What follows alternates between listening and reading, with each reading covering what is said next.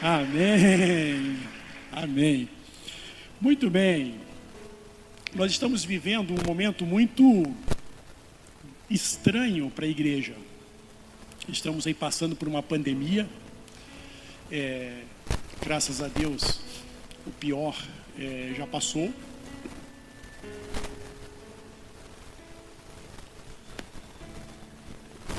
Tem gente ainda que fica meio relutante em vacinar, né? Acha que vai virar jacaré, né?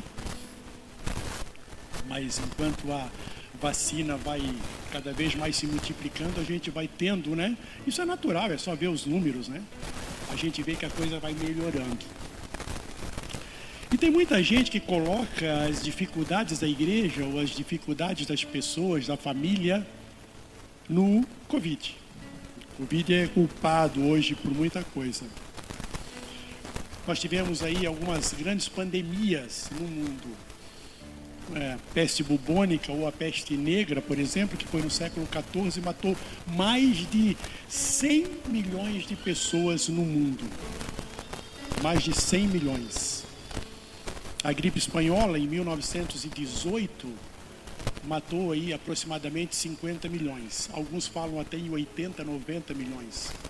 E a peste bubônica tem gente que fala até em 200 milhões. Covid agora está chegando a perto de 5 milhões no mundo.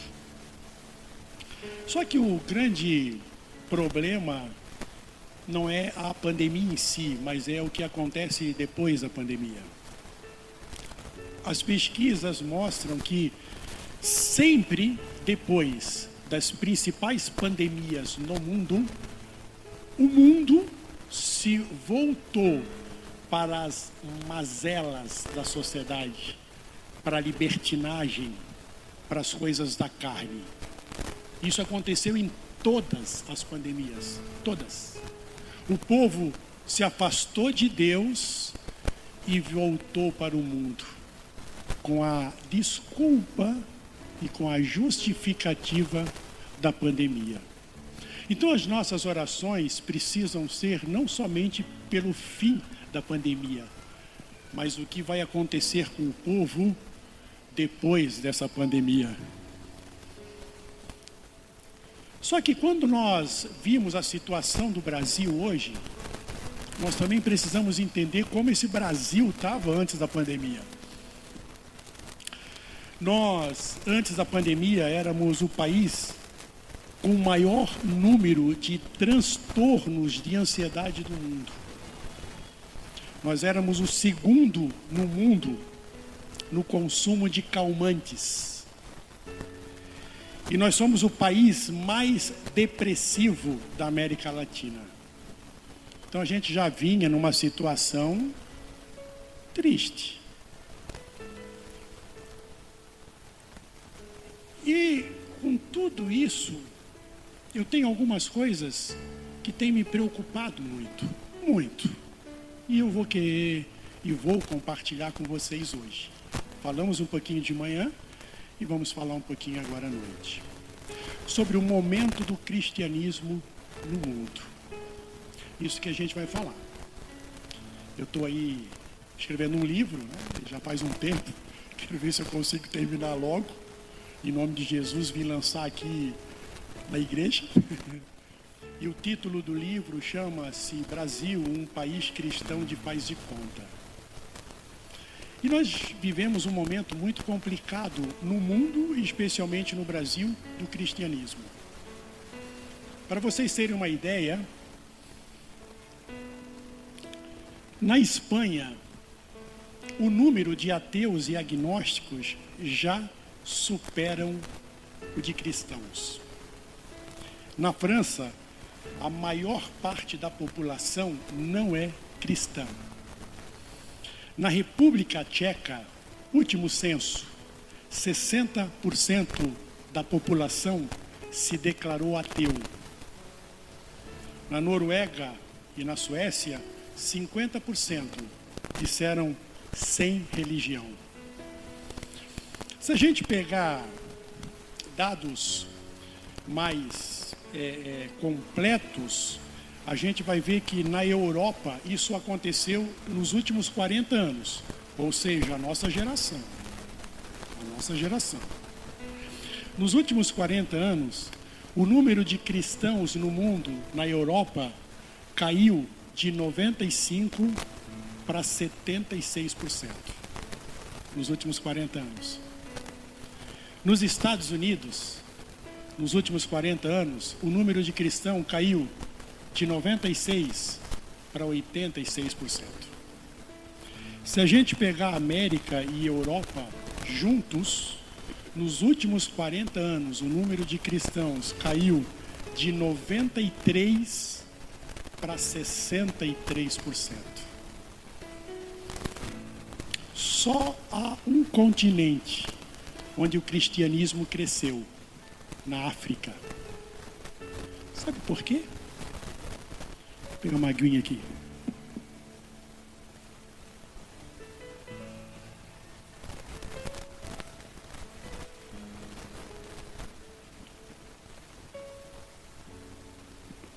Dei um tempinho para vocês pensarem. Por que só a África aumentou o número de cristãos? Porque só na África missionários ainda fazem o trabalho com paixão. Porque só para a África estão indo pessoas que querem falar do amor de Jesus, independente do que elas vão ganhar, do que elas vão receber, ou de onde elas vão viver. Elas só querem falar do amor de Jesus. Então é uma demonstração clara de que falta comprometimento. E nessa derrocada do cristianismo, nós todos aqui estamos incluídos. Desde o século I, quando houve o Pentecoste e 3.000 pessoas se converteram na pregação de Pedro, o cristianismo vem crescendo, certo? Ao longo da história, ele foi crescendo. 1517 teve a Reforma Protestante, Martinho Lutero, houve a divisão da Igreja Católica entre as igrejas protestantes, mas sempre o número de cristãos crescendo, para chegar o que é hoje a maior religião monoteísta do mundo, ou seja, a religião que adora apenas um Deus. Hoje, mais ou menos 3 bilhões de pessoas no mundo. Só que de 40 anos para cá, ou seja, a nossa geração, ela começou a declinar. Ou seja, forte o que eu vou falar para cada um de vocês. Nós estamos vivendo a pior geração de cristão da história. Nós estamos vivendo a pior geração de cristãos da história. Gente que tem Jesus apenas como um popstar. Deus está ficando muito distante. Deus está se transformando num estranho para a maioria de nós. Eu vou falar hoje sobre Samuel, o último dos juízes de Israel. E eu vejo que nós estamos vivendo algo muito parecido com a época de Juízes. Você que sabe da história do povo hebreu, sabe que Moisés tirou o povo que estava escravo no Egito 400 anos e levou para a terra prometida. Caminharam pelo deserto, toda aquela situação dos espias, tiveram que ficar mais de 40 anos. Quando o povo entrou na terra prometida, Moisés não entrou. Moisés tinha dado uma pisada na bola lá e tal, e Deus disse que ele não ia entrar. E quem comandou o exército de Israel na tomada da terra prometida foi Josué. Quando Josué morreu e toda a geração de Josué, que estava junto com Josué, morreu, o povo virou as costas para Deus. E aí houve vários momentos onde o povo voltou a ser escravo de outros povos, cananeus, filisteus e por aí afora. E Deus foi levantando juízes para libertar o povo. Isso foi ao longo de séculos. E eu vejo que nós estamos vivendo um momento muito parecido com essa época de Juízes, porque nós também estamos virando nossas costas para Deus. Gente que está se apegando a coisas materiais, a posição social, a status. Gente que não se importa mais com gente. Nossa marca como cristão é se importar por gente. Por gente. E a gente está perdendo isso. Eu vou falar no final sobre uma pesquisa que foi feita em todo o mundo com pessoas que não querem o cristianismo. E por que elas não querem o cristianismo? Depois eu vou mostrar para vocês algumas respostas que surgiram.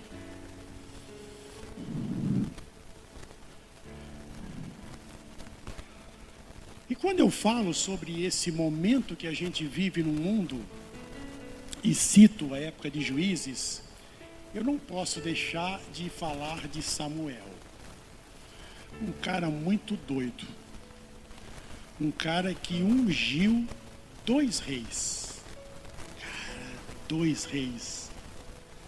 O Reino Unido de Israel só teve 3 reis. O Reino Unido. Saul, Davi e Salomão. Depois, Roboão e Jeroboão, a sequência depois de Salomão, o reino de Israel estava dividido. Reino unificado só teve 3. E Samuel ungiu 2. O cara não era fraco, gente. Para Deus escolher um cara para ungir os 2. E quando eu vejo essa sequência também, algo me chama a atenção de que Deus costuma fazer uns ajustes nos seus projetos. Ah, Deus é perfeito. Isso é. Mas ele faz ajustes também. Isso serve muito para mostrar para cada um de nós que nós também precisamos fazer muitas vezes ajustes na nossa vida, naquilo que a gente está fazendo, naquilo que a gente está desempenhando. O plano de Deus para o paraíso com Adão e Eva não era aquele, mas eles pecaram. O plano de Abraão, e o pastor falou aí muito legal aí na hora da oferta, sobre a oferta de Isaac, né, de Abraão. O plano para Abraão também não era aquele que Abraão se antecipou, ao se deitar com Agar e fazer o filho Ismael. Filho Ismael que descende todo o povo árabe, descende de Ismael. A religião muçulmana, o Islã, descende de Ismael. Hoje há uma briga ferrenha entre o povo judeu e o povo muçulmano. Muito a ver sobre Isaac e Ismael. Aquela briga que começou lá entre os 2 irmãos e se estende até hoje. Então Deus teve que fazer ajustes para que a coisa acontecesse. E assim foi ao longo da história. Então tem gente que fala, eu sou assim. Pau que nasce torto, morre torto. Ah, eu sou, mas se pisar no meu calo, é porque não foi comigo. Já ouviu alguém falar assim? Nós somos cristãos, gente. Nós temos agora que ter o jeito de Cristo, de amor. A gente lembra muito do sacrifício de Jesus na cruz, mas a gente lembra muito pouco dos 3 anos de ensinamento dele. Vocês talvez assistiram um filme ou leram a história de Mahatma Gandhi, um líder da Índia, hindu, foi assassinado. Ele era hindu, então não tinha nada a ver com cristão. Mas ele, certa vez, ele deu uma entrevista e disse que se houvesse um incêndio no mundo e se perdesse toda a literatura religiosa do planeta e só sobrasse o Sermão da Montanha, não teria se perdido nada. Olha que profundo isso. Dito por alguém que não era cristão. E foi Jesus que deu esse sermão. Está lá em Mateus, do 5 ao 7. Leia. Para casa hoje e leia. Mateus, do 5 ao 7, o sermão da montanha. Uma das coisas, se não a mais linda, que já foi escrito no mundo. Até hoje. Então leia. Hoje também eu lancei aí não é um desafio, né?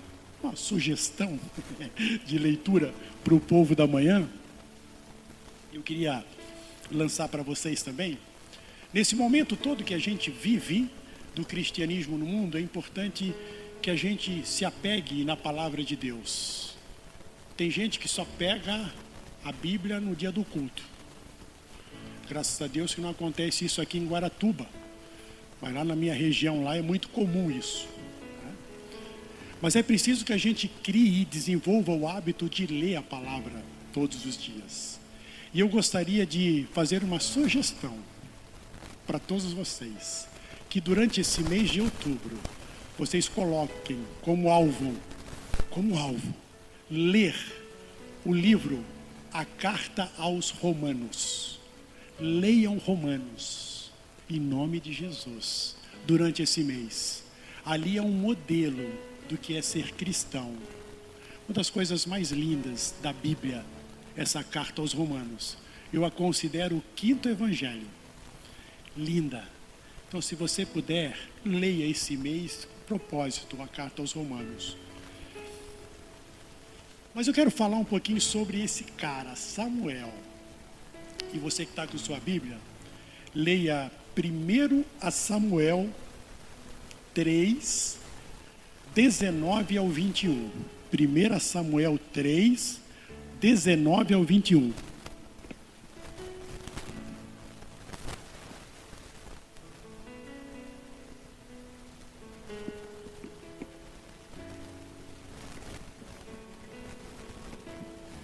Está aí no telão.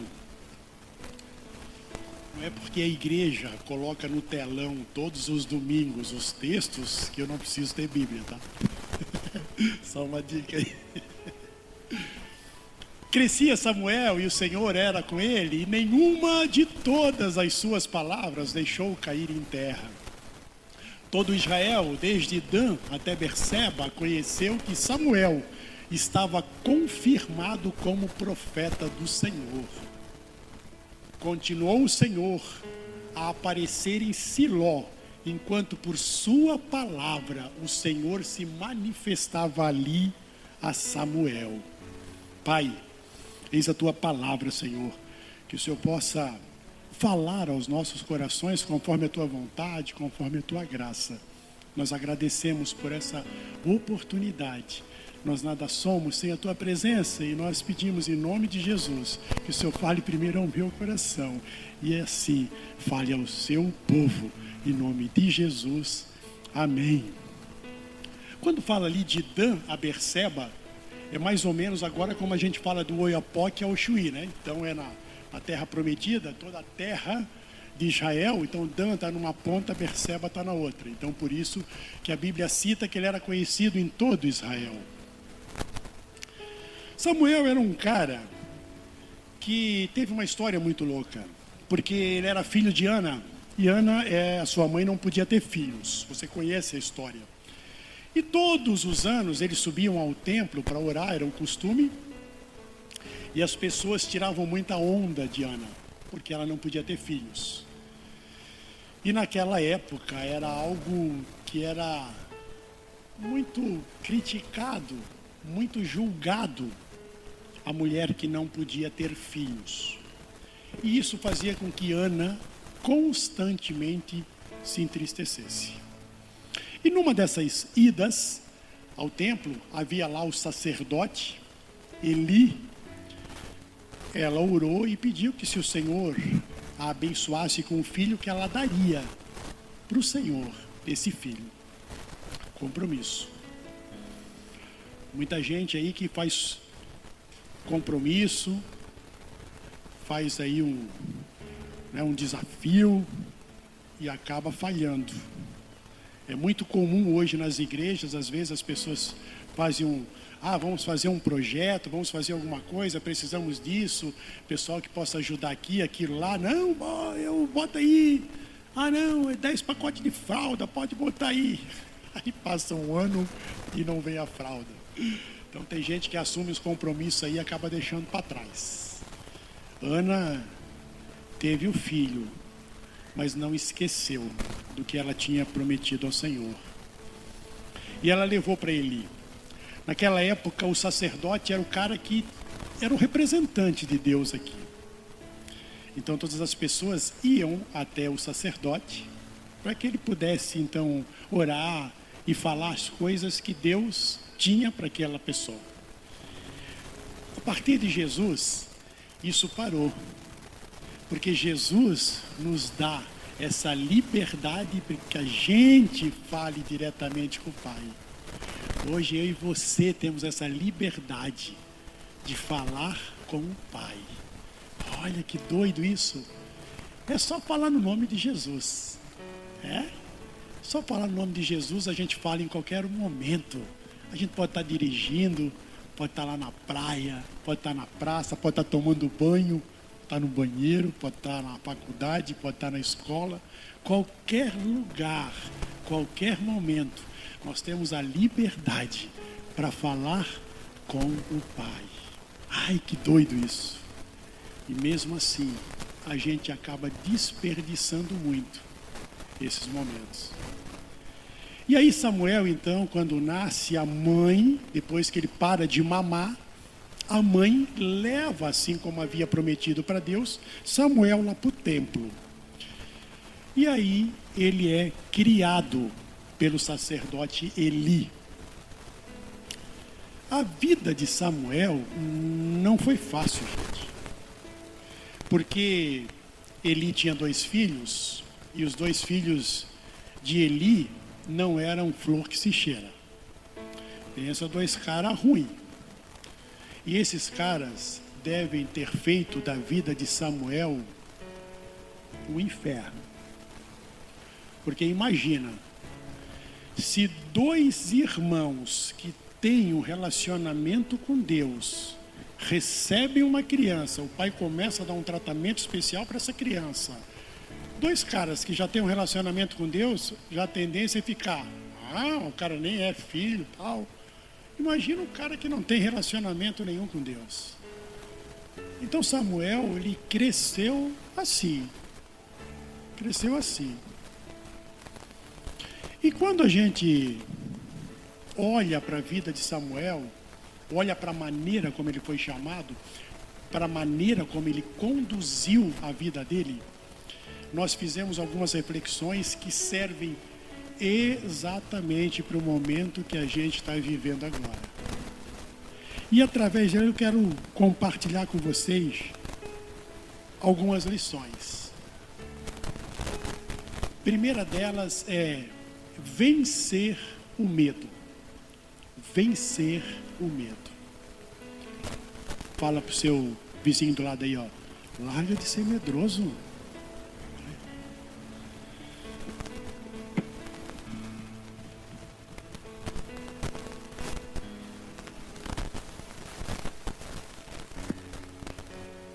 Ser profeta de Deus não é para tímidos. As mensagens que Deus mandava Samuel transmitir não eram todas de paz e prosperidade. Samuel teve que confrontar pessoas poderosas, gente que podia mandar matá-lo. Até hoje de manhã eu fiz a brincadeira que hoje nós temos o Supremo Tribunal Federal, né, que manda prender e manda soltar, né? Geralmente manda prender quem não deve e soltar quem deve. Mas não vamos entrar nessa questão aqui agora. Mas só que naquela época tinha um cara que podia mandar prender, soltar e também matar, que era o rei. Ele tinha poder para isso. Então quando Samuel tinha que falar alguma coisa de Deus que era pesada, ele estava correndo um risco de morte. Porque vai que o rei resolva rejeitar essa mensagem. A gente precisa entender que as nossas atitudes determinam o tipo de relacionamento que nós temos com Deus. O medo não pode impedir que a gente faça a obra que Deus espera de cada um de nós. Mas Samuel precisou aprender isso. Porque cada um de nós aqui também precisa se aperfeiçoar nas nossas fraquezas, nas nossas limitações. É preciso que a gente avance sempre em busca de uma melhora. Sempre, todos nós aqui, todos, temos muitas fraquezas. A gente precisa reconhecer elas e pedir que o Senhor nos ajude a melhorar, a avançar. Logo na primeira vez que Deus falou com Samuel, Deus disse para Samuel, olha só, ele tinha sido criado por Eli. Eli era como se fosse o pai dele. E aí Deus, a primeira vez que fala com Samuel, diz assim, ó, eu vou passar a régua nessa família. Vou matar todo mundo. E aí Eli perguntou para Samuel o que Deus tinha falado para ele. E Samuel ficou com o quê? Com medo de falar para Eli o que Deus tinha revelado para ele. Imagino que Samuel pensou, poxa, ele me criou.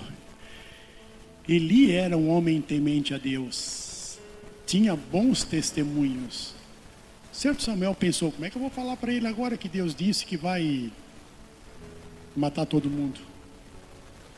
Será que isso é de Deus mesmo? Será que não é da minha cabeça? Só que Eli tinha um relacionamento profundo com o Senhor e entendeu que Deus havia conversado e falado algo importante para Samuel. E aí perguntou para Samuel, o que é que Deus falou para ti? Fala, porque senão a coisa pode voltar para ti. Falando aí na minha linguagem, né?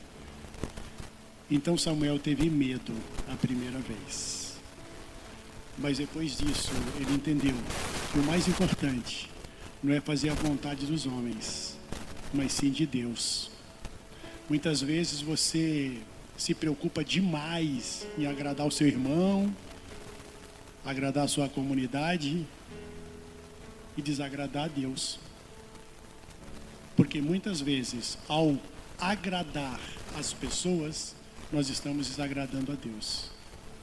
É preciso que o nosso primeiro objetivo sempre seja de estar bem com o Senhor.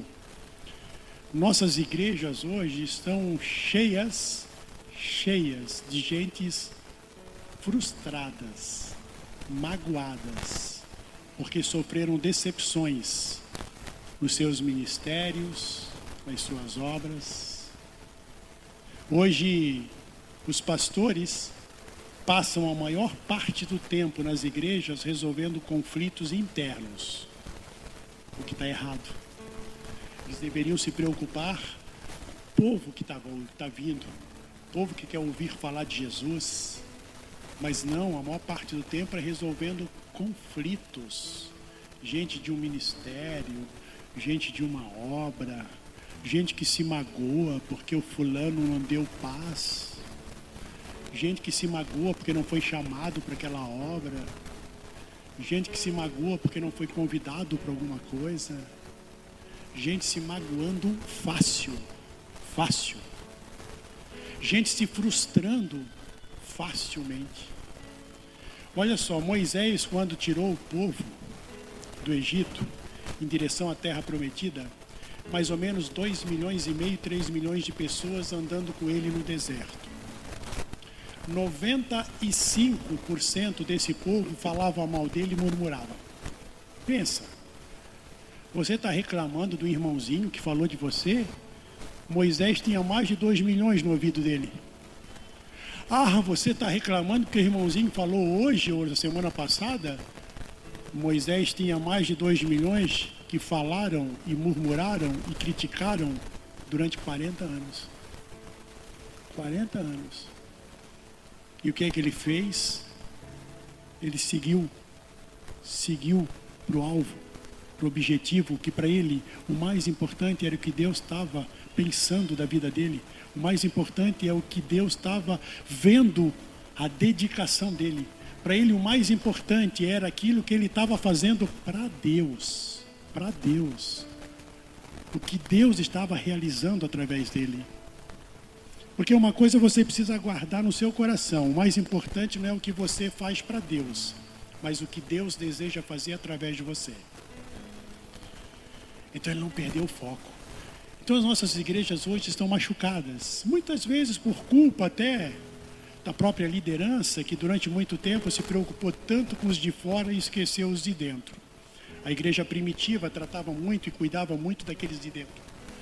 Nós precisamos voltar à essência da igreja primitiva e cuidar do povo de dentro, para que ele fique saudável. E aí a gente abraçar o povo de fora. Então não tenha medo. Você está sendo chamado hoje para mudar uma história. Nós não podemos levar nos nossos ombros esse peso de que a nossa geração causou a derrocada do cristianismo no mundo. Não podemos levar esse peso, porque é isso que está acontecendo. As pesquisas mostram que daqui a 40 anos, a maior religião do mundo vai ser a religião muçulmana. Porque a religião muçulmana está crescendo de forma assustadora? Não. É porque nós estamos decaindo. A religião muçulmana, ela está crescendo na mesma proporção que ela sempre veio. E perdendo adeptos em muitos locais, porque o Estado Islâmico não tem nada a ver com a religião muçulmana. A religião muçulmana ela também foi construída em cima de princípios de paz. Mas algumas pessoas desvirtuaram. Assim como o cristianismo não é pautada pelo dinheiro, que muita gente desvirtuou. Então, nós estamos perdendo espaço porque nós estamos tendo uma derrocada. E isso é fruto da nossa geração. A nossa geração está fazendo isso. Gente, isso é preocupante. Eu não quero que daqui a 100, 200 anos esteja alguém pregando, falando e dizendo: a derrocada do cristianismo começou na geração dos anos 2000. Eu não quero ficar com esse peso. Mas nós podemos mudar essa história. Nós podemos. Eu e você podemos. Como é que a gente vai fazer isso? Demonstrando o Cristo que há em nós. Como assim? Amando as pessoas. Se preocupando por elas. Hoje nós falamos sobre as bênçãos que o Senhor está pronto para derramar para cada um de nós. Entenda uma coisa. Todos nós podemos pedir o que for para o Senhor. Podemos pedir o que for. E isso inclui também bens materiais. Tem gente que acha, não dá para pedir bens materiais. Mas eu vou pedir pela cura. Eu vou pedir por isso. Eu quero passar naquele concurso. Quero tirar uma nota boa. Menos a minha mulher que tirava nota boa de qualquer jeito. Né? Mas a gente pode pedir o que a gente quiser para Deus. E Ele está pronto para ajudar. Como assim, pastor? Quero pedir um carro novo. Peça. Quero pedir uma moto daqueles doidos lá. Como é que chama lá? Como é que é? Hayabusa lá. Que é uma moto de doido. Mas o Marcão tem uma. Cada um, né? Eu quero uma casa na praia. Eu quero sair do aluguel. Eu quero uma casa. Aí tem gente que ora muito por isso. Está errado? Não. Tá certo. Ore. Continue orando. Continue meditando na palavra. Deus está prontinho para dar tudo isso para você. Prontinho. Agora tem um princípio. E aí que se enquadra a situação, muitas vezes, que o cara fica 10, 20 anos orando por uma coisa e não recebe. E aí tem aquela irmãzinha que chega 1 mês, 2 meses na igreja e recebe. Aí o cara assim, nossa, estou 20 anos orando por um carro automático. Aí, irmãzinha aí, 2 mesinhos aí, deve estar enrolado na prestação. Aí a gente às vezes não entende. E o cara fica, mas eu estou tanto tempo orando, eu vou na igreja todo domingo, eu dou minha oferta, eu dou meu dízimo. Estou com nível espiritual. Por que eu não recebo? Porque tem um princípio. E é um princípio no reino que não muda. Quando você pede algo para Deus, seja o que for, Deus precisa olhar o seu coração. E Ele é o único que conhece o nosso coração. Às vezes até nós mesmos não o conhecemos, mas Deus conhece. Então Ele precisa olhar no nosso coração e perceber que aquilo que a gente está pedindo vai servir também para abençoar outras pessoas. Vai servir também para multiplicar o amor de Cristo. Se ele não perceber isso, esqueça, não vai rolar. Ah, eu quero um carro novo, ele está pronto para dar. Mas tu vai dar carona para aquela irmãzinha toda suja de lama? Botar o teu carro lá na quebrada lá, cheio de barro?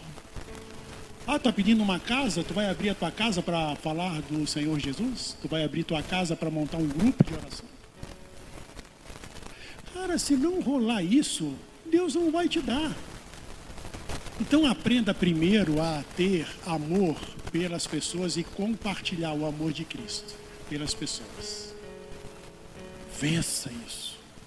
Vença isso. Sem medo. Sem medo. O segundo ponto é se manter fiel. Se manter fiel. A gente vive hoje um momento muito complicado. Essa internet aí é doideira. A gente muitas vezes não sabe o que os nossos filhos estão vendo. Muitas vezes eu estava tempo atrás aí, já faz uns anos, até comentei com a minha esposa, ia passar a final da Liga Nacional de Vôlei. Aí a gente tinha uma livraria, eu estava na livraria, e aí não tinha televisão, eu disse, vou botar na internet, ver se eu consigo pegar, era domingo de manhã, ver se eu consigo pegar a final da Liga e tal. Aí eu cliquei, final da Liga Nacional de Vôlei. Cliquei, aí apareceu lá, o linkzinho lá para, né, no tio Gugu, Aí eu cliquei, apareceu um negocinho assim, uma televisãozinha assim para mim ver o jogo, e apareceu desse tamanho, uma mulher quase nua. Eu peço vôlei e aparece uma mulher seminua. Essa é a internet. Muitos pedófilos estão usando vídeos pornôs ligados a palavras como lobo mau, Branca de Neve. Na hora que a criancinha lá clicar Branca de Neve, lobo mau, essas coisinhas aí de infância, aparecer filmes. Então a gente vive um momento muito perigoso, que a gente precisa estar vigilante. E em alguns momentos da sua vida, Samuel teve de escolher entre comprometer sua fé para agradar o povo ou ser inteiramente fiel a Deus. A escolha era entre o caminho mais fácil e mais perigoso e o caminho certo. Samuel escolheu servir a Deus. Todos, nós temos a oportunidade de fazer várias escolhas, desde a hora que a gente acorda. E essas escolhas vão determinar o tipo de relacionamento que nós vamos ter com Cristo naquele dia. Porque a cada dia é uma história diferente. Eu sempre falo que existem 2 momentos importantes na vida do cristão. Primeiro, quando ele aceita Jesus. E o segundo, quando ele se converte. Aceitar Jesus é fácil demais. Mas a conversão é algo que precisa estar dentro do nosso coração. Tem gente que consegue fazer isso de forma muito natural no mesmo momento. Comigo não foi assim. Eu aceitei Jesus, mas eu levei alguns anos para me converter. Se converter é se afastar dos maus caminhos. Se converter é ter uma empresa e não enganar os funcionários. Se converter é ter uma família e procurar dar o melhor para elas. pelo menos em palavras e atitudes. Nós estamos aí cheios de cristãos que falam amargamente com suas esposas, com seus filhos. Hoje nós temos visto muitas pessoas fazendo a obra preocupados em agradar a homens. Hoje eu chamei um povo aqui na frente e demonstrei de forma muito clara o desejo de cada um de agradar a Deus. Esse tem que ser o nosso primeiro objetivo. Sempre que você se envolver em alguma obra na igreja, sempre, seja o que for, sempre pense em agradar a Deus. Porque daí você nunca vai se decepcionar. Nunca. Agora, se você tiver afim de agradar pastor Michel, liderança da igreja, esqueça, você vai se decepcionar. Porque você vai se decepcionar com o pastor Michel, você vai se decepcionar comigo, você vai se decepcionar com pessoas dessa igreja, porque são gente imperfeitas.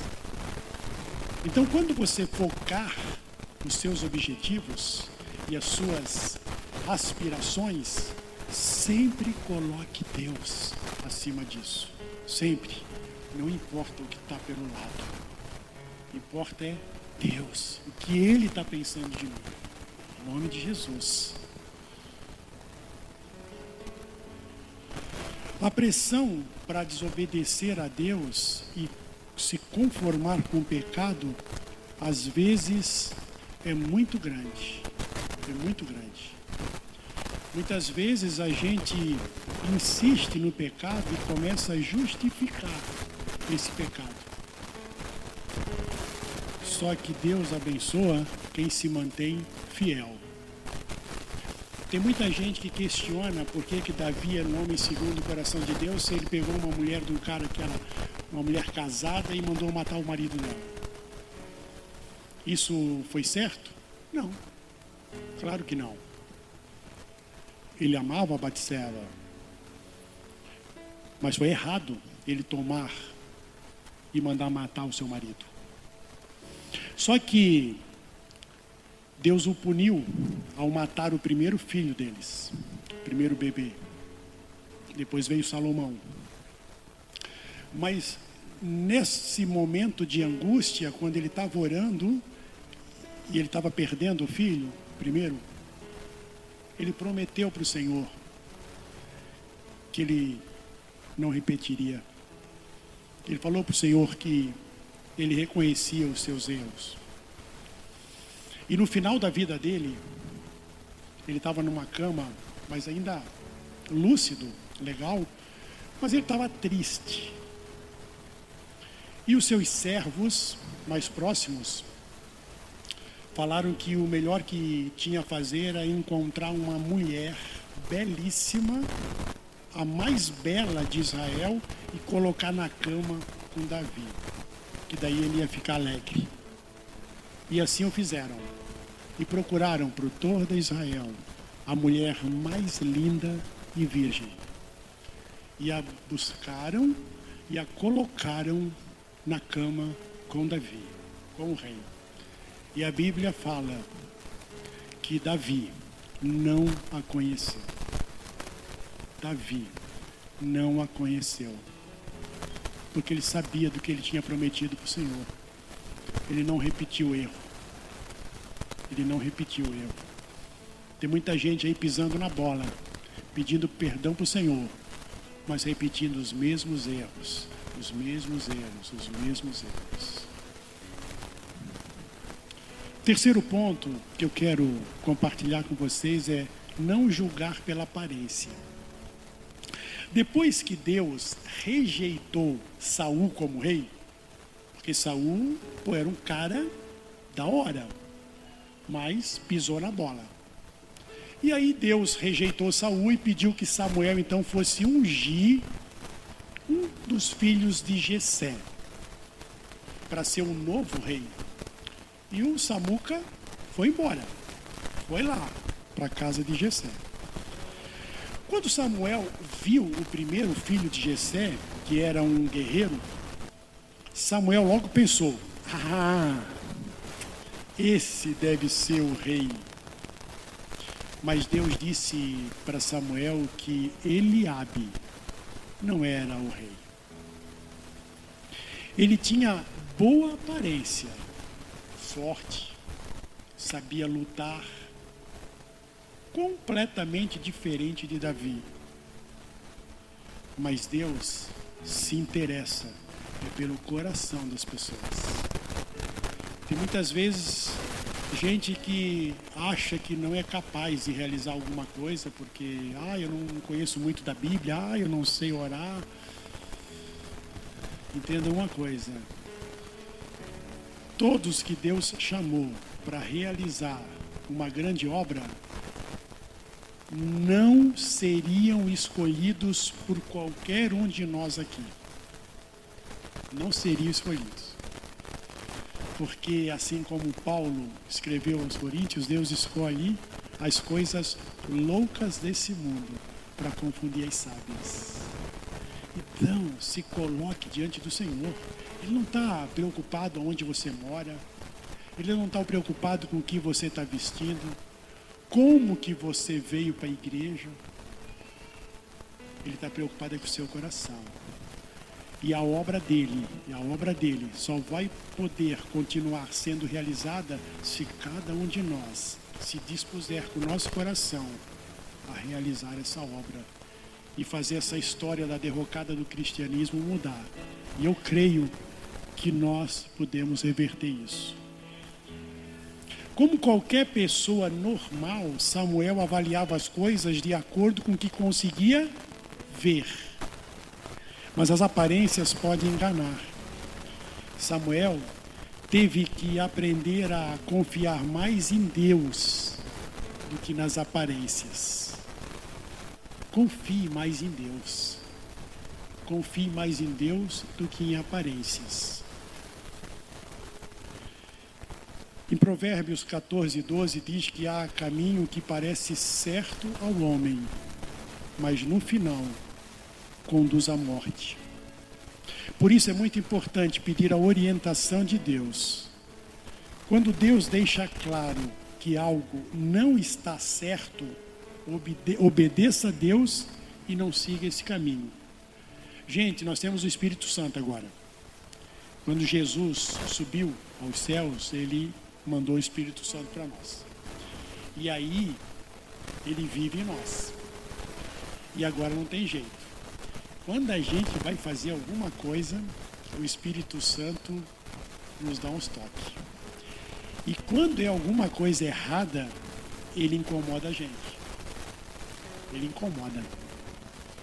A gente acaba fazendo de teimoso, porque ele vai orientando. A gente se sente incomodado, a gente não se sente à vontade. Então, comece a ouvir mais o Espírito Santo. Pare na hora de tomar uma decisão. Eu tenho aprendido muito nos últimos tempos a dar um tempo nas respostas. Porque a gente sempre, quando responde de forma precipitada, a gente acaba falando que não deve. E para finalizar, o 4, não perder o foco. Deus deu algumas missões para Samuel. Nenhuma delas deve ter sido fácil. A vida de Samuel não foi assim uma maravilha.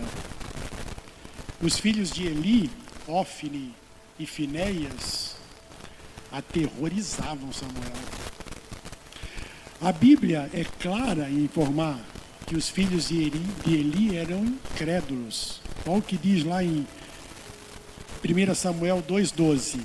Eram, porém, os filhos de Eli, filhos de Belial, e não conheciam ao Senhor. Mas Samuel nunca perdeu o foco. Você hoje está sendo chamado para algumas coisas aqui nessa igreja. Você está nessa igreja hoje não é por acaso. Não é por acaso. Você hoje está sendo chamado para algumas coisas. A primeira delas é mudar essa história dessa geração, com o nosso modelo de vida, com o nosso testemunho, com as nossas ações. A segunda delas é viver uma vida pautada pela mansidão e pelo amor de Cristo. Esse tem que ser o foco. Não perca isso de vista, mesmo em função do seu sofrimento, das suas angústias, das suas tristezas, dos seus problemas financeiros, dos seus problemas de saúde. Minha mulher está aqui, ela teve o câncer em 2016, câncer de mama, tirou as 2 mamas, botou prótese, mas 4 anos depois ele voltou, de forma muito intensa. Foi muito rápido, em 20 dias ele cresceu assustadoramente. E ela teve que ser encaminhada de forma rápida para a quimioterapia. E foi um processo muito intenso, porque teve um período que ela tinha quimioterapia toda semana. 3 meses, foi isso? 3, 4 meses. Toda semana quimioterapia. Isso é dolorido demais. Muitas vezes é lógico que ela perdeu as esperanças. Muitas vezes.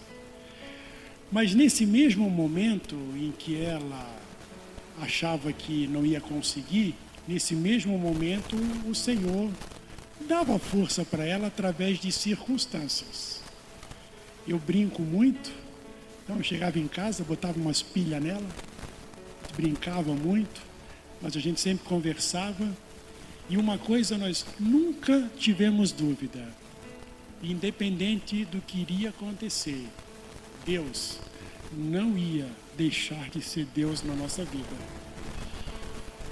Nem sempre as coisas acontecem da maneira como a gente quer. Nem sempre.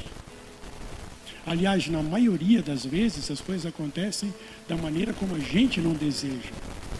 Mas entenda uma coisa, Ele não vai deixar de ser Deus na nossa vida. Ele não vai. Não importa o problema que você está passando, não importa o problema de saúde, não importa o problema financeiro, não importa o problema familiar que você esteja vivendo hoje, se você tem problema de droga na sua família, não importa se você está passando um momento difícil no seu casamento, nada disso importa, sabe por quê? Porque o nome de Jesus está acima de tudo isso. Está acima de tudo isso. Então apenas coloque suas expectativas, seus desejos, seus anseios, suas súplicas diante do Senhor. Diante do Senhor. Hoje ela está curada. Todos os exames mostraram que ela está curada. Em nome de Jesus. E a gente só tem que glorificar Ele. Foi feita a vontade dEle. Se tivesse sido diferente, Ele ia continuar sendo Deus na nossa vida. Deus sabe, conhece o nosso coração. Eu já morri 3 vezes. Depois um outro dia eu vou falar sobre isso. A gente já teve uns piripaque aí. Eu tive um problema de saúde que a medicina chama de TEP maciço bilateral, que é um tromboembolia pulmonar maciço bilateral. Ou seja, eu perdi os 2 pulmões. Tive uma embolia pulmonar e fui dado como morto. Tiraram ela da sala, avisaram que eu já estava indo para o espaço, mas quis Deus que eu voltasse, e Deus, 20 dias depois, reconstruiu os 2 pulmões. Então, uma hora a gente vai falar sobre isso aí.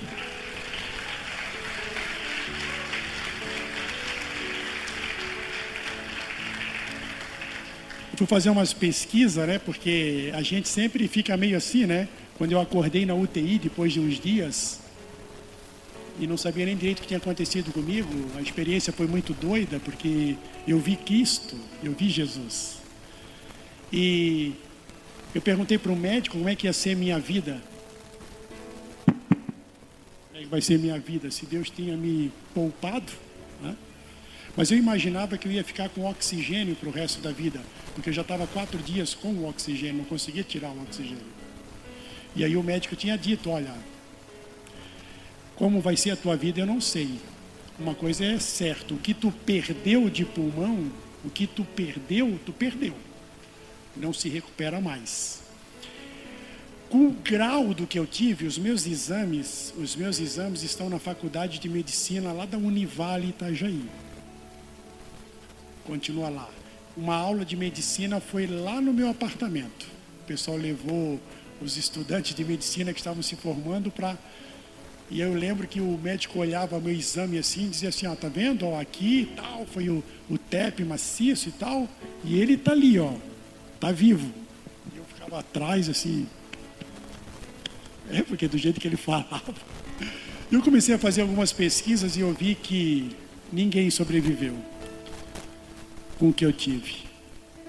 Só teve uma pessoa e está na frente de vocês. E eu só tenho que agradecer ao Senhor por isso. Só tenho que agradecer.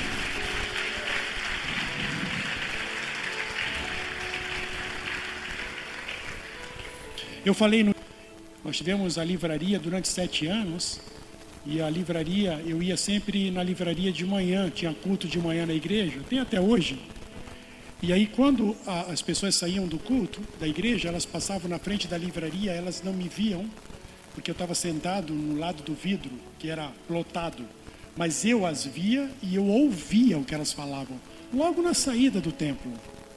E eu ouvia as pessoas saindo da igreja, pai falando palavra muito dura para filho, marido falando palavra muito dura para esposa, esposa falando palavras duras para o marido.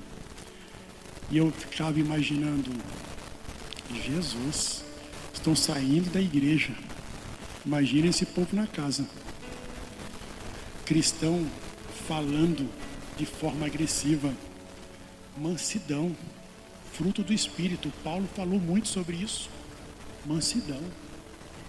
Farto uso de ironia. O povo cristão hoje é o povo mais irônico do planeta. A gente precisa tomar o rumo. A gente precisa tomar o rumo.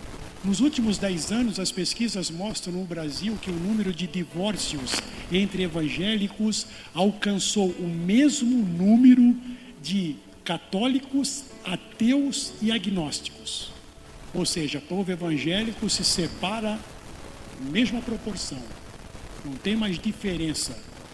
Alguma coisa não está certa, gente. Alguma coisa não está certa. É preciso a gente rever algumas coisas. Outro ponto que falaram, desqualificações de opiniões divergentes. Deboches com temas que dizem respeito à vida e à morte de seres humanos. O cristão não consegue conviver com divergências de opiniões. Se o cara é de outra religião, o cara parece que é um ET. Eu nunca tive problema de discutir Cristo com muçulmano, já discuti no bom sentido, diálogo. Com hindu, com budista, com ateus, então já foi um monte, e com agnóstico. Aliás, quando nós fizemos o nosso último evento em Itapema, eu fui processado, o Profetas do Asfalto, foi processado 4 vezes pela Associação de Ateus e Agnósticos do Estado de São Paulo. Gente que não tem nada para fazer, só pegar no pé de cristão. E a gente tem problema de conviver com essas diferenças de opiniões. Eu sou Cristo, não mudo. Eu sou apaixonado por Jesus Cristo. Sou perdidamente apaixonado por Jesus Cristo. Nas minhas aulas de filosofia, eu falo de Jesus. Ah, mas pode? Não. Mas eu falo. Eu falo para o Senhor, Senhor, o dia que eu não puder falar de Ti, pode me tirar da sala. Mas enquanto eu estiver lá, eu vou falar de Cristo. Eu só peço uma coisa, arruma um jeitinho para me falar. E sempre tem um jeitinho. Agora a gente dá aula nas universidades, né? E eu não dou aula mais para o ensino médio, já há uns 8 anos. E a gente tem que dar alguns textos para fazer algumas reflexões. E, geralmente, os filósofos antigos, principalmente a filosofia grega, e eu sou apaixonado pela filosofia grega, e às vezes a gente discute alguns filósofos, e sempre tem uma pergunta, a gente está fazendo as reflexões, sempre tem aquelas perguntas assim: ai, professor, o que é que o senhor acredita? Qual é a sua religião? Eu falei: que deixa. E aí, vamos falar de Jesus. A gente, quando a minha filha está nos Estados Unidos, eu tenho 2 netinhos. Não parece, eu sei, mas tenho 2 netinhos. Tenho o B com 3 anos e o Theo com 4 meses. O Theo com 4 meses já está quase o tamanho do B com 3 anos. E é da minha filha que está morando nos Estados Unidos. Ela já está há 9 anos lá. Foi para jogar basquete, acabou ficando lá e casando lá. E a família do meu genro, família do meu genro, um dia perguntou para ela, lógico, né? Quando ela começou a ficar mais intenso, assim, mais sério o relacionamento com o Ian, a família dele, que é uma família de cristão, perguntou para ela assim: tá, mas o que é que teu pai faz?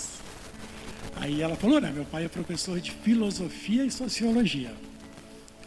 Daí o pai do meu genro falou assim: teu pai é professor de filosofia cristão? Se é. Teu pai é professor de sociologia e não é da esquerda? Sim, é. Sim, eu preciso conhecer esse cara. Então a gente costuma falar do amor de Jesus em todos os lugares. Com mansidão. Com mansidão. Se coloque de pé um pouquinho, igreja.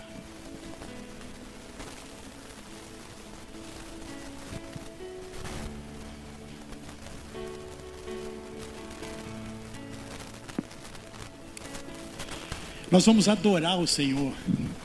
E agora, nesse momento de adoração, eu quero que você esqueça tudo. Esqueça o boleto que está para vencer, esqueça os seus problemas familiares, esqueça da hora, esqueça como você vai ter que voltar para casa, esqueça. É só um pouquinho e adore ao Senhor. E nessa adoração, com esse louvor, você vai estar falando para Ele: Pai, eu quero fazer parte de uma geração que está mudando a história e vai fazer com que o nome de Jesus seja glorificado. Eu quero fazer através das minhas atitudes, das minhas decisões, transparecer o amor de Cristo. Me use conforme a tua graça, me use conforme a tua vontade. Agora é só você e Deus, só você e Deus. Adore.